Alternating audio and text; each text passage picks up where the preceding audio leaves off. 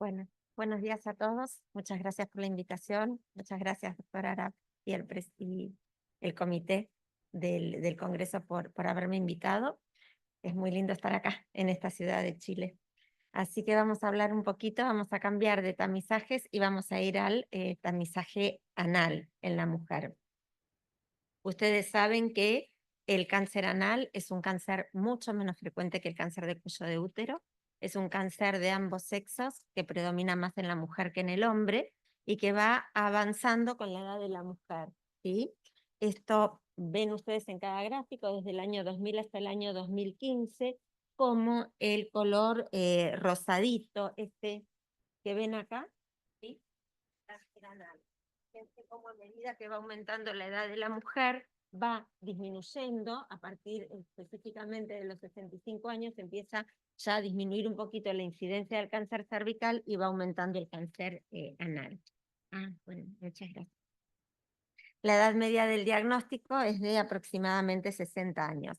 Y tenemos que saber también que la neoplasia intraepitelial anal forma parte de la enfermedad multisonal del TGI. Las mujeres que tienen cáncer vulvar y vaginal, principalmente el vulvar, tienen 14 veces mayor riesgo que la población general de tener un cáncer anal.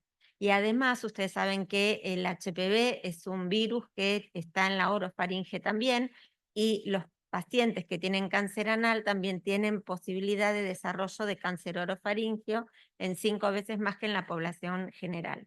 O sea que a pesar de que es menor la incidencia, es para tenerlo en cuenta. Con estos datos, ya en el año 2012 hicimos un trabajo en el Hospital de Clínicas con el doctor Tati y publicamos nuestra primera experiencia. Para tener nuestra primera experiencia, nosotros sabíamos mucho de colposcopías, pero no sabíamos de la región anal. Y generalmente los médicos, los proctólogos saben mucho de la región anal, pero no saben de colposcopía, porque no es lo mismo ver hemorroides, fisuras u otras lesiones anales que poder ver con un colposcopio y ver las mismas imágenes que ya les voy a mostrar, que son las que vemos en la colposcopía habitual de nuestras pacientes, las leucoplasias, los mosaicos, los puntillados. Entonces tuvimos unos 2 años un proctólogo que estaba siempre con nosotros. Él nos enseñaba la región anal, nosotros le enseñábamos colposcopía y fuimos haciendo la curva de aprendizaje. ¿Y qué encontramos en esta experiencia? Que nosotros no hicimos una estratificación de a qué pacientes hacerle el tamizaje anal, sino que para ver cuáles eran nuestros resultados, lo hicimos en las 481 mujeres que tenían lesiones intraepiteliales de bajo grado cervicales, vaginales, vulvares y perianales. Es decir, le detectábamos una lesión por HPV en el tracto genital inferior y le hacíamos una anoscopía para ver cómo estaba. Siempre nos preguntan si no eran reticentes las pacientes para hacerlo, pero la verdad que muy rara vez encontramos alguna reticencia. Las pacientes lo aceptan, ¿sí? Por el cuidado de su salud cuando les explicamos y lo proponemos. Y fíjense que lo que fue muy llamativo, lo que encontramos ya hace más de 10 años, el 22% de estas pacientes tenían lesiones intraepiteliales anales de bajo grado y casi un 6%, un 5,82, les encontramos ahí de alto grado. Por lo tanto, es parte de la multisonal y está en estas pacientes. Entonces, nosotros le hicimos a todos, pero ¿cuáles son los factores de riesgo? Hay que empezar a estratificar. Los factores de riesgo son mujeres que están infectadas por HPV de alto riesgo, porque recuerden que la infección por HPV es una infección que está en toda la piel de la región del tracto anogenital, ¿sí? También en la orofaringe. Hay algo que se llama efecto campo o field effect, por lo tanto, el ano es parte de ese efecto de campo del HPV en toda la zona anogenital. Por supuesto, las mujeres, múltiples parejas sexuales, porque cada pareja sexual va a tener un nuevo riesgo de contagio, inflamaciones crónicas, que es como las cervicitis y las ectopías y las zonas de transformación inmaduras del cuello del útero, que hay fisuras y es más susceptible que el HPV llegue a las capas basales, verrugas anogenitales y bueno, todo lo que sea inmunocompromiso como tabaco, inmunosupresión y pacientes que llegan a tener cánceres vinculados al HPV. En el mundo se detectan aproximadamente 30.500 nuevos casos para estadísticas del 2020. Es baja, ¿sí?, la incidencia, y dentro de estos factores de riesgo, los mayores de todos de los que les conté son los hombres que tienen sexo con hombres, las mujeres y hombres heterosexuales que conviven con VIH, las mujeres y hombres que tengan verrugas genitales y mujeres con SIL de alto grado o cáncer relacionado al HPV en el tracto genital inferior. Estos son los grupos que más hay que tener en cuenta por varias ya publicaciones. Entonces, tenemos que hacer prevención secundaria del cáncer anal, y sí, porque todo lo que podamos llegar a tener prevención secundaria y evitarlo, hay que hacerlo. Pero tenemos que cribar a toda la población, no, tendríamos que ir estratificando el riesgo. El cáncer anal y el cáncer de cuello de útero tienen características en común. Los dos pueden ser prevenidos y ya se sabe, que les voy a contar, que las lesiones intraepiteliales anales de alto grado son las verdaderas precursoras del cáncer anal. Pero lo que me interesa es esto, que ustedes ven acá. Esto se llama línea, ¿sí? Que es donde se unen el epitelio cilíndrico del ano con el epitelio pavimentoso el epitelio pavimentoso del ano con el epitelio cilíndrico del recto. Es una zona de transformación que cuando uno lo ve con el colposcopio se ven esas líneas y se lo llama líneas dentadas, y ahí, que es 5 centímetros por encima del esfínter anal, es donde aparecen las lesiones. Entonces, tenemos que tener cuidado cuando uno va a hacer una citología anal, que no tiene que ser de la entrada al ano, que tiene que introducir el cepillo endocervical, que es el mismo cepillo, el mismo cepillo que se usa para el Papá Nicolau endocervical, pero con la precaución de que tiene que ser 5 centímetros aproximadamente introducidos en el canal anal. Y vemos las mismas lesiones, ¿sí? De bajo grado y de alto grado. Entonces, nosotros sabemos que tienen características en común, sabemos que hay un epitelio pavimentoso inmaduro, por lo tanto es un cáncer dentro de todo, de los cánceres vinculados al BPH, que aparece con frecuencia, a pesar que en la población general es baja, sí es alto entre los cánceres vinculados al BPH, pero ¿qué pasa con la historia natural, no es cierto?, de las lesiones intraepiteliales anales? Recién la doctora dijo que el SIL de bajo grado no es precursor del cáncer anal. El SIL de alto grado o el SIN3 o el SIN2 que esté integrado puede ser precursor del cáncer anal. Pero ¿qué pasa con el AIN? El AIN va a avanzar al cáncer anal, y este es un estudio que es el estudio ANCHOR o ANCHOR, Anal Cancer High SIL Outcome Research, que es un estudio que se comenzó ya hace varios años en la costa oeste, en Estados Unidos, liderado por el doctor Palevsky, en población HIV positiva, mayores de 35 años, donde hubieron dos ramas. Una rama se siguió el SIL de alto grado anal y otra rama se hizo tratamiento para ver si estas lesiones que se seguían realmente evolucionaban. Se hizo un seguimiento de algo más de 2 años y se vio que el grupo tratado tenía una reducción de la incidencia de cáncer anal de un 57% con respecto al grupo control. Hubieron 9 casos de cáncer anal en el grupo tratado y 21 en el grupo control. Por lo tanto, sí se vio que realmente es el precursor del cáncer anal, o sea que el AIN de alto grado tiene que ser detectado y tiene que ser tratado. Ahora, yo les conté que nosotros les habíamos hecho a todas las pacientes, pero que hay grupos de riesgo. Entonces ya salieron también trabajos que estratifican el riesgo. Esta es una publicación del 2021, y si vemos la segunda parte, ¿sí?, de la publicación, que la segunda parte, los últimos 2 cuadritos son los que corresponden a mujeres, los primeros corresponden a hombres que mantienen sexo con hombres o que no los mantienen, pero si vemos a todas las mujeres, el riesgo, fíjense que no es tan alto. Justo en el cuadro del medio van a ver que HIV positivas tienen un poquito de riesgo más alto que HIV negativos. Pero si vamos a los precánceres ginecológicos, ahí es donde está el riesgo. Y el mayor riesgo es para pacientes con lesiones intraepiteliales y cáncer vulvar. Dentro de la estratificación de las lesiones de alto grado o cáncer vinculados al BPH en el tracto genital inferior con riesgo de desarrollar cáncer anal, a la cabeza está lo vulvar, sigue vaginal, hay VAIN de alto grado y cáncer, y por último el cáncer cervical. Y también dentro de las pacientes que son inmunocomprometidas, el lupus, la colitis ulcerosa y la enfermedad de Crohn son las que más riesgo tienen. Entonces ya van a ver que esto es muy importante, porque vamos a ver cómo la sociedad de neoplasia intraepitelial anal hizo guías muy bien de a qué mujeres tamizar, que son las que me gustaría que sigamos. Hay muchas guías, fíjense que hay distintas organizaciones de Nueva York, de la Sociedad Americana de Enfermedades Infecciosas, un grupo de estudio de SIDA, otros grupos de cirujanos de recto. Hicieron distintas guías con recomendaciones y de a quiénes hacerles estudio de tamizaje anal. Pero quiero que veamos un reporte que fue publicado hace muy poquito, en el 2023, en noviembre, hace menos de un año, que lo reportó la AIN Society, que es la Sociedad Internacional de Neoplasia Intraepitelial Anal, y son las guías de tamizaje. Y acá van a ver que hay relación con la estratificación del riesgo que les mostré antes, y ellos dicen, ¿cuándo tamizar? ¿A partir de qué edad y por qué? Entonces vieron distintas categorías de riesgo. Dividieron en categorías de riesgo A, en aquellas poblaciones que la incidencia del cáncer anal es mayor de 10 veces que en la población general. Como yo les mostré al comienzo, quienes tenían patología vulvovaginal, que era sobre todo vulvar, más de 15 veces, ¿se acuerdan? Que la población general.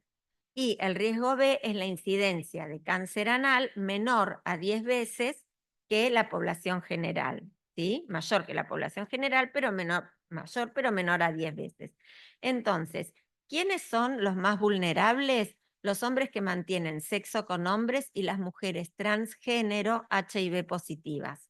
En ellos se recomienda comenzar a los 35 años porque tienen más de 70 por 100.000 casos entre los 30 y 44 años y más de 100 por 100.000 casos entre los 45 años.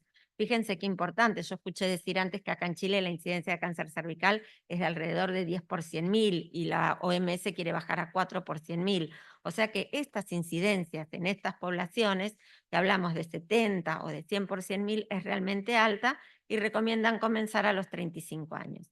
Mujeres HIV positivas a los 45 años, con una incidencia de más de 25 por 100.000 en esa población. Hombres que mantienen sexo con mujeres VIH positivos, también desde los 45 años, el riesgo de 40 por 100.000 a partir de esa edad. Hombres que mantienen sexo con hombres y mujeres trans, pero HIV negativos, no como los del primer grupo, recién a partir de los 45 años, porque fíjense, como de 70 por 100.000 bajamos un riesgo a 18 por 100.000, ¿sí? O a 34 por 100.000. Por lo tanto, es mucho menor. La infección por VIH es un gran, disminuye muchísimo, ¿no es cierto? El control inmune, por lo tanto, son pacientes mucho más vulnerables a el avance de las lesiones por HPV. Y acá volvemos a entrar en mujeres. Historia de SIL de alto grado o cáncer vulvar piden que se haga dentro del año del diagnóstico con una incidencia de 40 por 100.000. Es decir, que cuando uno diagnostica un cáncer vulvar, un SIL de alto grado vulvar, piden que inmediatamente se refiera a anoscopía. Y receptor de trasplante de órganos sólidos, como les dije, sobre todo lupus, colitis ulcerosa y enfermedad de Crohn, pero todos son susceptibles dentro de los 10 años post-trasplante. Se puede empezar a los 10 años porque el riesgo es mucho menor, ya es de 25 por 100.000. Ahora, la categoría B dice iniciar a los 45 años. ¿Y a quiénes tamizar para cáncer anal a partir de los 45 años? Como ya dijimos, dentro de las mujeres, a todas las mujeres VIH positivas, y acá agregamos, ¿sí?, a todas las mujeres que tengan historia de cáncer cervical y vaginal, historia de SIL de alto grado cervical y vaginal, verrugas perianales, ¿sí?, vulvares, vaginales o perianales, sobre todo perianales, tanto en hombres como mujeres, persistencia de HPV 16 por más de un año, ¿sí?, que 2 tamizajes seguidos con prueba de genotipificación de HPV 16 positivo por más de un año, y otras enfermedades inmunosupresoras como lupus, Crohn o corticoides sistémicos, ¿sí? Todos estos son quienes para las guías de consenso de la sociedad deberían tamizarse. Ahora viene la segunda parte de la presentación, ¿cómo los tamizamos? Citología, test de HPV de alto riesgo o cotest, ¿sí? El DARE es el tacto digital, unidigital, anal. Siempre hay que hacerlo, aunque vieron que para hacer Papa Nicolau siempre lo primero que hacemos es el PAP, antes de hacer una anoscopía y de poner el anoscopio en la región anal, después de haber hecho la citología o el test de HPV, hay que hacer un tacto rectal unidigital para ver si hay sangrado, fisuras o algún tumor que uno pueda lesionar.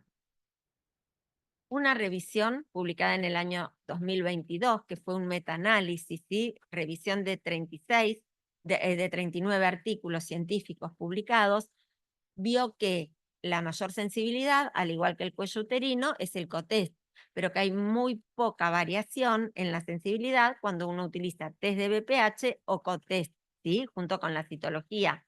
La citología tiene una sensibilidad, si da ASCUS, más del 81%, con una linda especificidad. Los test bajan la especificidad, pero fíjense que la sensibilidad es del 91% para el test de HPV y del 93% para el cotest.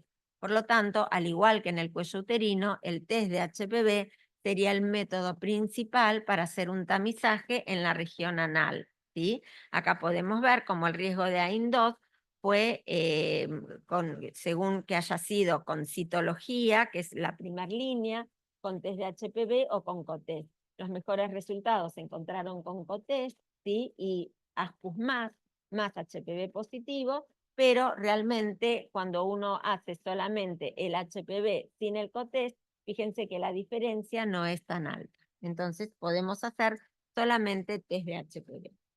Y en base a todo esto, las guías del consenso de la Sociedad Anal recomiendan cómo, ¿sí?, hacer el manejar los resultados anormales en el tamizaje.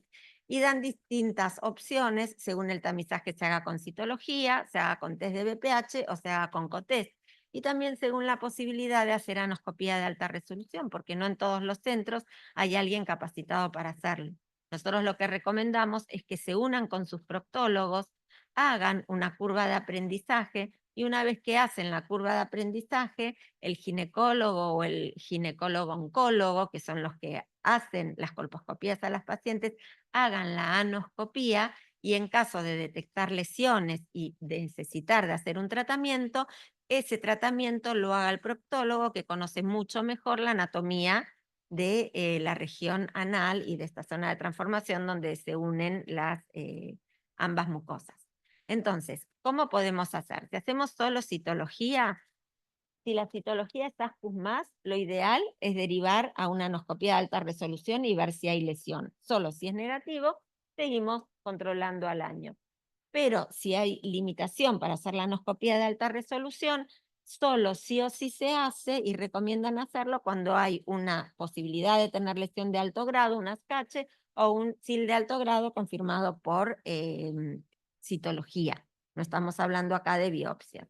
Después se puede hacer una citología con triage, y el triage lo harían con test de BPH cuando la citología es ASCUS más, ¿sí? O sea que acá no hay cotest, sino que acá sigue siendo citología sola y un triage con el test de HPV. Entonces, si es negativo, uno se queda tranquilo, ¿sí? Excepto que la citología sea de bajo grado o más, pero puede ir a anoscopía o controlarlo. Sin embargo, siempre que el test es positivo y la paciente tenga ASCUS o más, siempre pide que se haga una anoscopía de alta resolución, excepto si uno tiene un acceso limitado, si lo que hace es priorizar el HPV-16, porque el HPV-16 también es el más común en las lesiones intraepiteliales y en el cáncer anal, ¿sí? Eso sigue al igual que en el cuello del útero.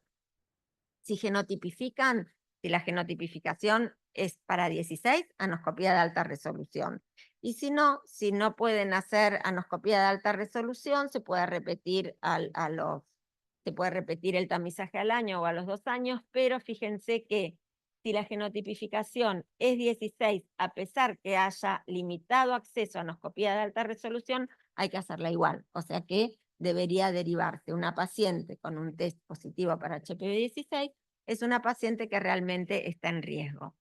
Lo mismo es si pueden hacer el test de HPV, que sería lo ideal, y después usar un método de triage. Entonces, el método de triage puede ser la citología, y si la citología es ASCUS más con un test de HPV positivo, va directamente a anoscopía de alta resolución. Tiene el test de alto riesgo y tiene la citología, por más ASCUS que sea, vamos a ir a buscar una lesión de alto grado. y lo ideal es el COTES, ¿sí? Perdón, lo ideal eran los otros. Este es el no ideal, que es el COTES, porque encarece muchísimo los gastos para el sistema de salud haciendo los dos estudios, y realmente lo ideal es hacer un test de BPH, como se presentó anteriormente, y después ver cuál sería el mejor método de triage. Todavía no tenemos estudiada la tinción dual en la región anal, podrían hacerse estudios, pero por ahora se está haciendo únicamente con citología y test de HPV, que es lo que encontré publicado. Y bueno, si uno hace COTES, fíjense que si la paciente, vamos al final, es ASCUS o SIL de bajo grado, ¿sí? Con HPV positivo, o SIL de alto grado, H con cualquier HPV, o HPV positivo con cualquier citología, todas van a anoscopía de alta resolución. Anoscopía de alta resolución es como la colposcopía, y esto es en accesos limitados, que bueno, si no queda otra, hay que repetir, pero si la citología es alto grado con un test de HPV positivo, se busca hacer la anoscopía de alta resolución. Ahora fíjense, para hacer la anoscopía de alta resolución hay que hacer, ¿sí?, un tacto unidigital, y recién después se introduce el anoscopio. El anoscopio, acá lo tenemos, ¿sí? Es parecido a un colposcopio que tiene un tutor. Entonces se introduce el anoscopio, ¿sí? Se pone una gasa embebida en ácido acético al 5%. Como el ácido acético tiene que actuar y uno en el cuello del útero con el colposcopio puede esperar, porque si hacemos una colposcopía en un segundo no vamos a ver nada, lo mismo pasa en la anoscopía, pero se retira el anoscopio, se deja a la paciente con la gasa embebida durante 3 a 5 minutos en ácido acético al 5%, se retira la gasa y se vuelve a introducir el anoscopio, ¿sí? Se mira a través de un colposcopio, el mismo que utilizamos para hacer las colposcopías. Esto es como se ve la mucosa anal, después les voy a mostrar mejor. Y la paciente está en decúbito lateral izquierdo, y lo que da para el sacro se toma como posterior para poder orientar las piezas o el lugar de donde uno hace una biopsia.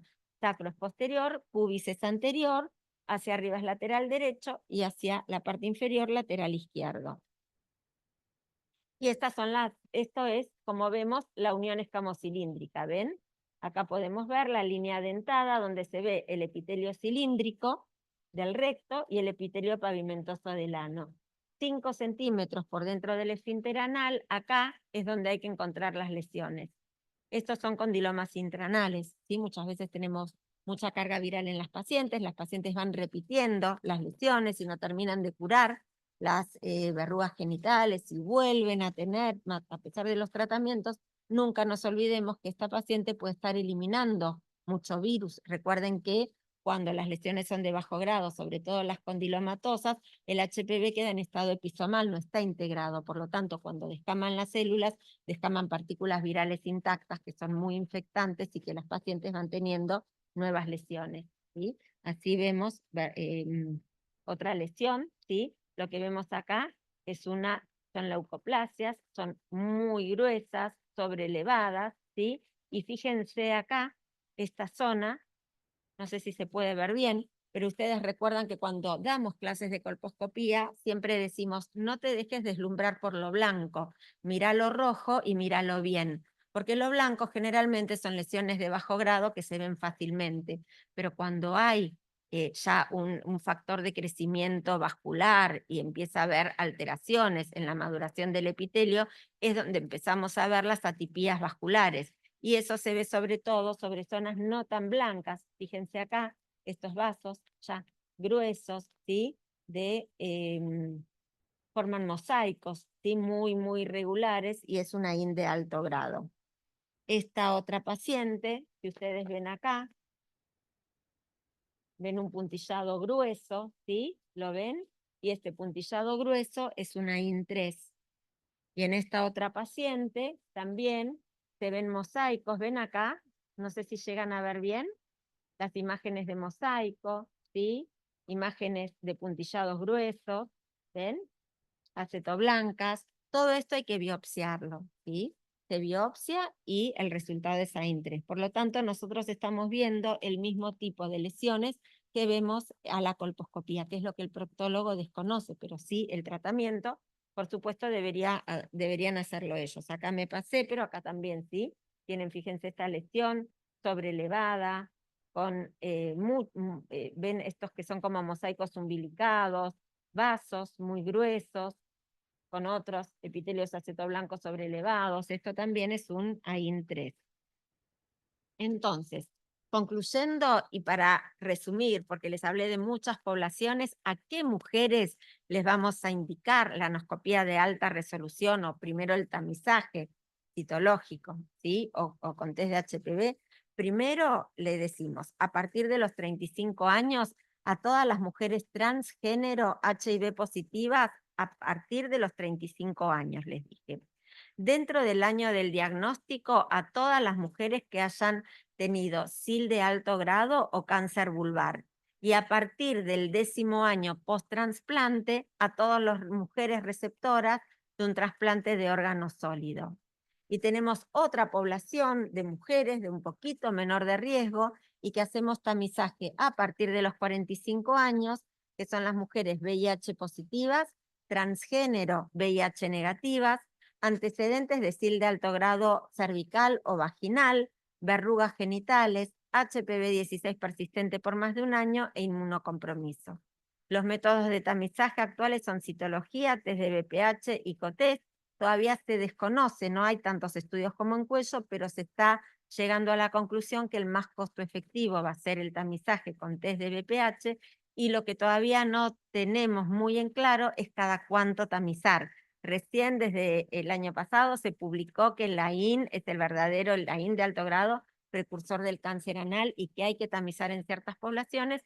Lo que hay que ver es si cada año, cada 3 años, cada 5 años, todo esto todavía está por verse. Bueno, muchas gracias.